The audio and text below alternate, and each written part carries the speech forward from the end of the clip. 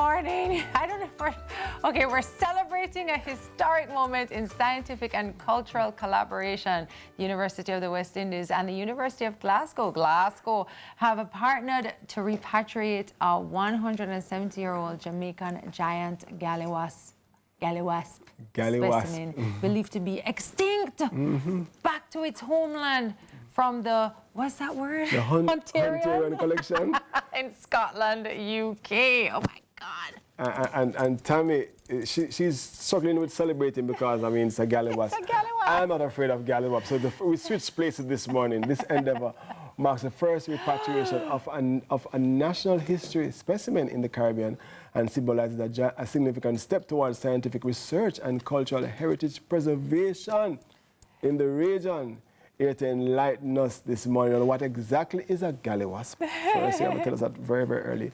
Is curator, UWI Museum, Dr. Shani Roper, and zoology curator at the Institute of Jamaica, Miss Elizabeth Morrison. Can I call you Liz? Yes. Oh gosh, I'm sorry for all of the drama and this introduction, but there's a lot going on right here. Like, that is very important, and I get it. Yes.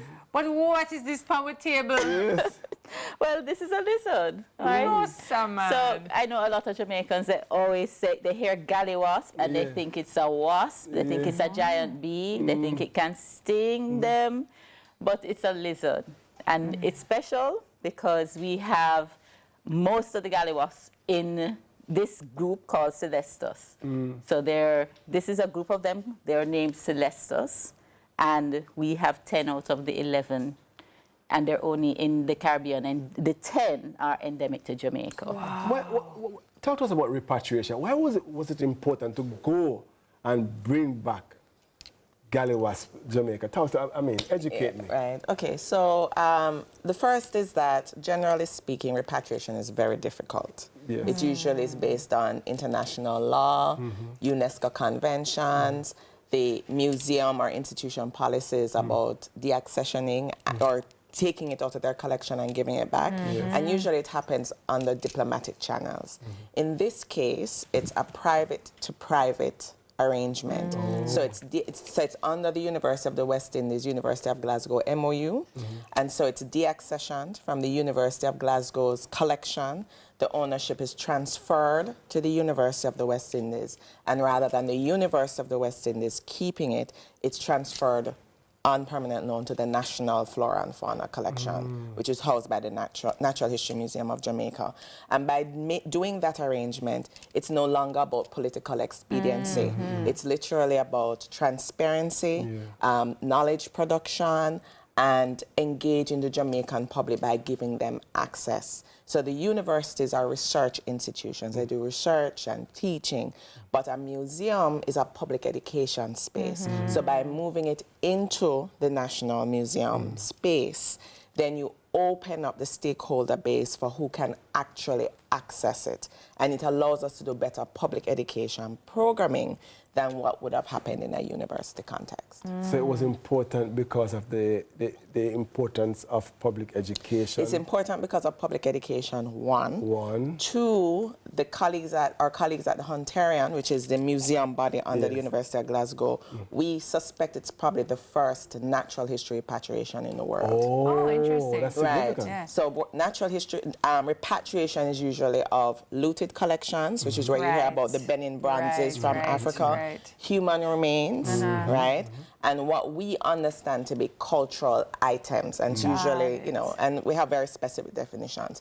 Natural history actually counts as cultural as well, right? And actually, most Caribbean collections that predate looting in Africa, which would be post-1884, are actually natural history in orientation. Oh. This is so interesting and so important. I know that I'm curious to know, this might be a random question, but what is the transportation? We walked it back. You need a visa?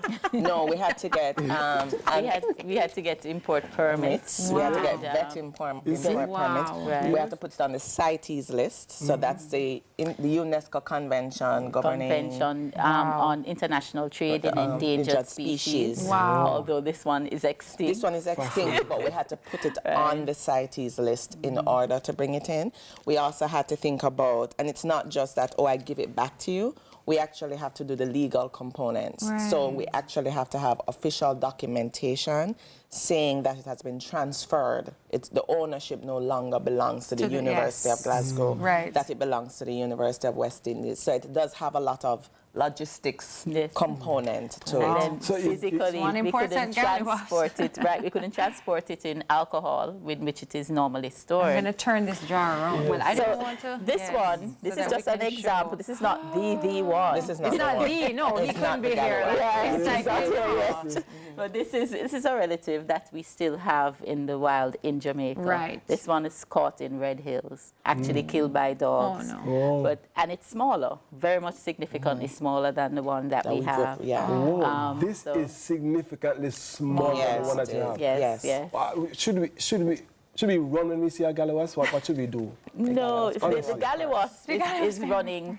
It's running from you. Maybe you've heard of there's a folklore attached to it where they say if a Galliwasp bites you, you have to run to water before it reaches the water. Well, if you handle it carelessly, I'm not sure that many people out there are going to handle them when they see them. But if you do handle them, they will, kind of bite you. But that happens very rarely, as I said, because we are not going to handle them. Right. But if it does happen, if it does happen, it is said that you should run to water first before the Galliwasp reaches, and that's a very popular misconception, a myth that we have. Don't do that. You don't have to run. To the hospital. They're not poisonous. They're not poisonous. So you don't have to worry about being poisoned or you're going to die or anything like that. It's more likely that the Galliwasp, some of them are aquatic and they will be running to water. This is very informative. Listen, we could talk about this all morning. Fascinating. So interesting. Thank you so much. Yeah, there was a lot I learned today that I didn't realize at all, and I'm sure the same was for our viewers. I thought we were going to talk about a Galliwasp. You teach me something new today. Absolutely. That was Dr. Shani Roper, curator, Ewing Museum, and Elizabeth Morrison, zoology curator, Institute of Jamaica. We'll be right back. You never say we guess, we special guest. The special guest, the Galliwasp, which is significantly smaller. We will call her Gally. Galliwasp. Thank you so much, guys. That's special sunlight.